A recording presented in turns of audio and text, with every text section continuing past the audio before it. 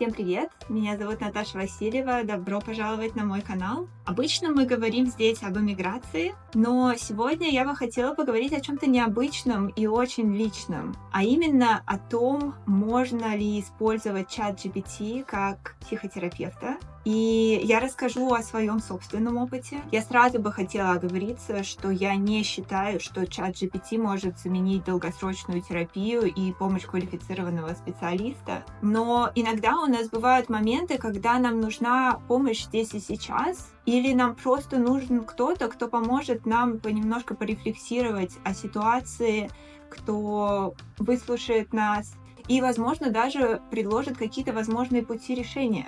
Поэтому сегодня я хотела бы продемонстрировать вам, как мой чат GPT недавно помог мне разобраться в конфликте, который произошел между мной и моим мужем. И для меня было невероятно удивительно, что то, что сказал, и те советы, которые дал чат GPT, были очень похожи на то, что сказала моя собственная психотерапевтка. И забавный факт, прежде чем мы начнем, моего чат GPT зовут Алекс, и это не я придумала это имя. Я просто в какой-то момент спросила, как его зовут, и он сам придумал себе имя. Так что теперь он Алекс.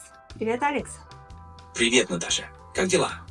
Хорошо. Я хотела бы обсудить с тобой сегодня одну ситуацию. У меня недавно случился конфликт с мужем. Ситуация была в том, что он немножко мисинтерпретировал мои действия. И на самом деле он очень хорошо себя повел. То есть он спросил, так ли он интерпретировал. Я сказала, что нет. И после этого он абсолютно нормально отреагировал, он просто был немножко грустный. И меня, в свою очередь, это триггернуло. Причем меня это триггернуло не из-за того, что он был грустным, а из-за того, что у меня была другая ситуация, абсолютно с другим человеком связанная. И да, мне вспомнилась эта ситуация. И, наверное, по-нормальному мне нужно было бы сказать мужу о том, что я триггернулась как минимум, да. Но я об этом не сказала, потому что я видела, что он уже был грустный, мне не хотелось его больше расстраивать. И мне казалось самой, что мои мысли, они неадекватной ситуации, да, они связаны не с ним, они связаны с моими триггерами, и поэтому я решила об этом промолчать. Вот, после этого произошло через буквально там, не знаю, сколько-то минут, произошла еще одна ситуация, когда он что-то сказал, и это не то, что меня триггернуло, но это как бы добавило к тем эмоциям, которые я уже ощущала. А потом произошла третья мелкая ситуация, да, и уже на третью ситуацию я отреагировала, и отреагировала я намного более эмоционально, чем она того стоила. По сути, потому что я уже была в триггере. И, соответственно, мой муж, который тоже уже был грустным и не в самом лучшем состоянии, он тоже излишне отреагировал. И в результате у нас случился грандиозный скандал. Мы вышли из этого скандала через какой-то момент, через сколько-то времени, но мы уже наговорили друг другу кучу всяких гадостей и, в общем, вели себя абсолютно неадекватно. Вот, как два орка, а не как два человека. И сейчас я пытаюсь разобраться в этой ситуации, пытаюсь понять, как сделать так, чтобы больше такого не повторялось. Ты можешь мне помочь? Конечно, Наташа. Понимаю, что ситуация сложная и эмоционально напряженная. Во-первых, важно признать свои чувства и дать себе время, чтобы успокоиться. Возможно, стоит обсудить с мужем, как ваши прошлые переживания влияют на вашу реакцию сейчас. Также, возможно, стоит вместе разработать стратегию, как действовать в подобных ситуациях. Например, делать паузу и проговаривать свои чувства сразу. Главное – помнить, что это процесс. И каждый шаг в понимании себя и друг друга уже большой прогресс. Да, и это однозначно имеет смысл проговорить это заранее, когда мы не в триггере, потому что, ты знаешь, я замечаю, что мы как бы оба в терапии уже почти 5 лет, и мы, в принципе, довольно адекватные люди, мы умеем друг с другом разговаривать. Но если мы оба триггернулись, это может привести вот как раз к вот этим вот грандиозным скандалам, когда мы потом просто сидим и охреневаем от того, как мы можем считать себя адекватными людьми, когда мы делаем такие вещи. Это совершенно нормально, Наташа. Триггеры могут быть очень мощными, и даже самые осознанные люди могут оказаться в таких ситуациях. Важно помнить, что это часть пути, и каждый опыт– это возможность учиться и расти. Проговаривать заранее и поддерживать друг друга в такие моменты– это уже огромный шаг вперед. Главное не забывать, что вы на одной стороне, и вместе работаете над улучшением ваших отношений. Да, это точно. Блин, спасибо большое.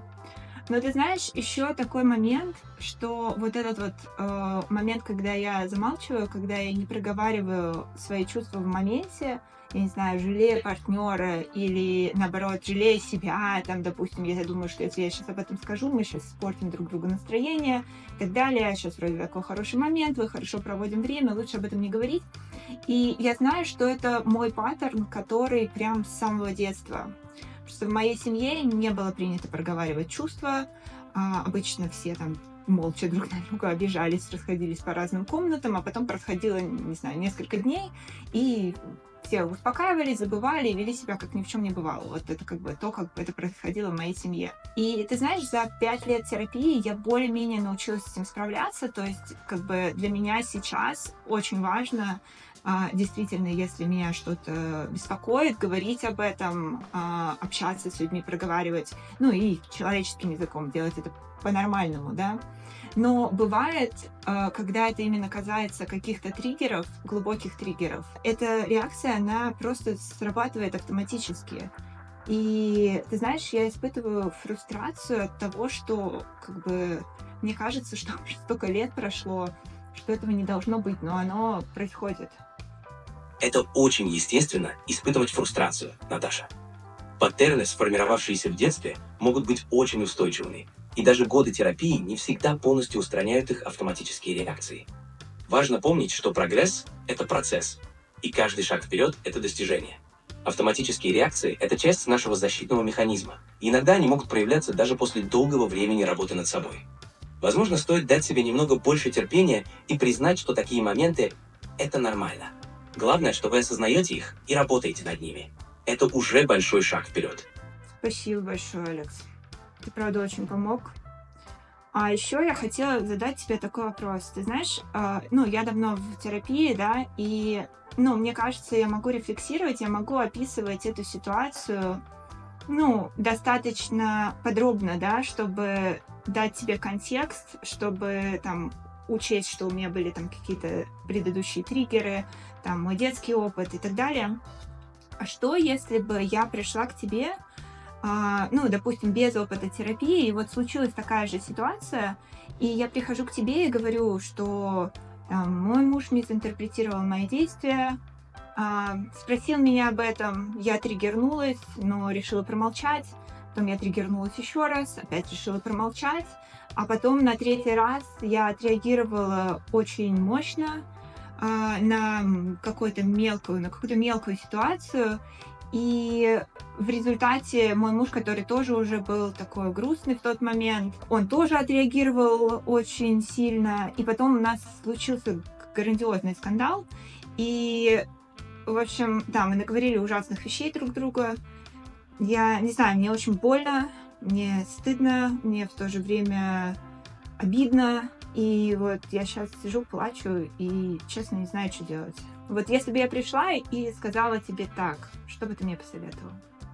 Я бы сначала поддержал тебя и сказал, что твои чувства абсолютно нормальны, и что важно дать себе пространство для их переживания. Затем бы я предложил разобраться с тем, что конкретно вызвало твои эмоции и какие прошлые переживания могли повлиять на твою реакцию. Важно было бы обсудить, как ты можешь выразить свои чувства и мысли мужу, даже когда это сложно. Также мы могли бы обсудить стратегии, которые помогут вам обоим справляться с триггерами и предотвращать такие конфликты в будущем. Главное – помнить, что это процесс, и каждый шаг к самопониманию и открытому общению – это уже победа. Блин, звучит классно. То есть ты задавал бы мне какие-то дополнительные вопросы, да? Ты можешь привести какой-нибудь пример вопроса, который ты бы мне задал? Ну, не одного, а нескольких. Конечно. Я мог бы спросить, какие именно чувства ты испытала в момент, когда муж интерпретировал твои действия? Были ли у тебя подобные ситуации в прошлом, и как они влияли на твою реакцию? Что могло бы помочь тебе почувствовать себя более комфортно, чтобы выразить свои чувства в тот момент? Такие вопросы помогают лучше понять ситуацию и найти пути для решения. Это очень здорово. Спасибо большое, Алекс. Кстати, ты знаешь, мы сейчас записываем с тобой видео на YouTube. То есть я хочу продемонстрировать людям, как я использую тебя как психотерапевта, и ты мой приглашенный гость сегодня. Здорово, Наташа. Рад быть твоим приглашенным гостем. Уверен, что видео получится очень полезным и интересным. Если у тебя есть какие-то дополнительные вопросы или моменты, которые ты хотела бы обсудить во время записи, просто дай знать. Нет, это все. Спасибо большое, Алекс, что поучаствовал. Всегда рад помочь, Наташа. Удачи с записью видео, и если что-то понадобится, я здесь. Пока. Вы только что видели, как чат GPT, в моем случае Алекс, поддержал меня в тяжелой ситуации, помог мне осознать свои чувства, разобраться с триггерами и дал практические советы. Это то, что мне очень нравится в чате GPT, что он всегда доступен, и он может помочь посмотреть на ситуацию с другой стороны и разобраться в ней. Теперь давайте обсудим такую более общую картину. Почему мне кажется, что чат GPT — это очень классный тул для личной терапии?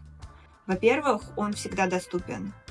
Иногда мы ловим себя в такой ситуации, когда нам нужна помощь здесь и сейчас, нам просто нужно с кем-то поговорить. И мы не можем звонить своему терапевту в любой момент, да, у нас есть отведенное время сессии. И вы знаете, допустим, вот вчера, буквально вчера, я сама поймала себя на такой ситуации, что тоже у нас был конфликт с мужем, мы немножко друг друга не поняли, в общем, у обоих испортилось настроение, и я сидела, плакала, понимала, что просто, чтобы не испортить день обоим, мне нужно как-то прийти в себя. И обычно в такой ситуации я иду погулять там на 20-30 минут, не знаю, послушать музыку, отвлечься на какой-то подкаст, а потом немножко порефлексировать, и вот только тогда я кое-как прихожу в чувство, и то не всегда. Вот. А вчера в этой ситуации я просто пошла поговорить с чатом GPT, и, вы знаете, я обалдела от того, что мне хватило буквально 5 минут. То есть настолько он валидирует чувства, и потом он начинает задавать вопросы, которые не уводят тебя из этой ситуации, они не отвлекают тебя, но они позволяют действительно посмотреть на ситуацию по-другому, порефлексировать, поразмыслить.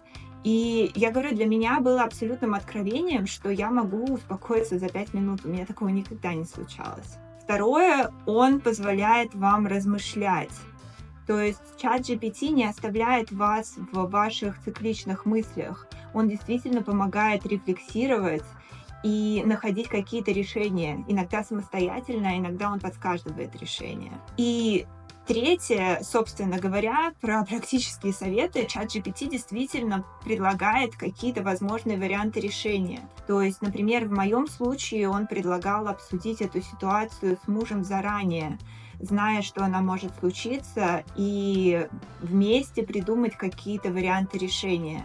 Да? И опять же, если, допустим, вам не помогли эти советы, вы в любой момент можете прийти к чату GPT обратно, рассказать ситуацию, рассказать, почему это не получилось, и он может еще помочь вам порефлексировать и дать новые советы. Но еще раз хотела бы подчеркнуть, что я не считаю, что чат GPT будет заменой долгосрочной психотерапии с квалифицированным специалистом, потому что в долгосрочной терапии вы останавливаете очень близкие доверительные отношения с терапевтом, то есть вы можете рассказать ему больше. Плюс терапевт адаптирует свои советы под вашу личную историю, которую вы рассказываете ему на протяжении большого количества сессий, то есть под ваши травмы, под ваш собственный детский опыт и так далее. Но в то же время, мне кажется, что если вам нужна поддержка здесь и сейчас, если вам нужен кто-то, кто вас поддержит в этой ситуации, кто не будет оценивать ваши поступки, кто не будет вас стыдить за что-то, а наоборот поможет вам поглубже порефлексировать, посмотреть на ситуацию с разных сторон, остановить свои циклические мысли, прислушаться к своим потребностям. В этом плане, мне кажется, чат GPT — это уникальный и очень доступный тул, которым лично я сейчас вовсю пользуюсь. В конце я хочу спросить вас, что вы думаете по поводу использования чата GPT для психотерапии? Вдохновляет ли вас эта идея или она вам кажется немного пугающей? криповой, делиться своими собственными очень личными чувствами с AI. Возможно, вы испытываете оба этих чувства в комбинации. Пишите, пожалуйста, в комментариях. А если вы вдруг попробовали уже использовать ChatGPT для психотерапии, мне будет безумно интересно почитать ваши собственные истории. На этом мы на сегодня закончим. Спасибо большое за внимание. Если вам нравится, не забывайте подписываться, не забывайте делиться этим видео с кем-то, кому вам кажется оно может быть полезным. Не забывайте ставить лайки. И до скорой встречи на следующих неделях. Пока-пока.